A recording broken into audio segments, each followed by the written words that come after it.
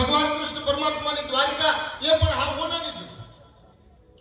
લંકામાં અનીતિ હતી, દ્વારકામાં નીતિ હતી.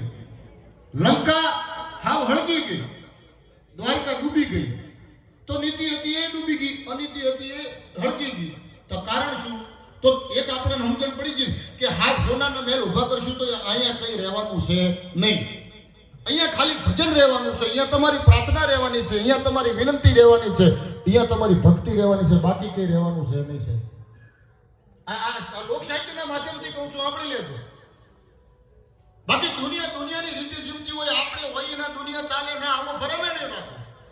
ઘણા એમ કહેતા કે અમે હતા એના દીકરાના લગ્ન થઈ ગયા, અમે ગયા તો એના દીકરાની હગાઈ થઈ ગઈ, અમે ગયા તો આમ થઈ ગયું, અમે ગયા તો સમાજમાં આમ થઈ ગયું. હા, તમે હતા થઈ ગયું, તમે નતા તોય તમારા બાપાના લગ્ન તો થઈ ગયા હતા.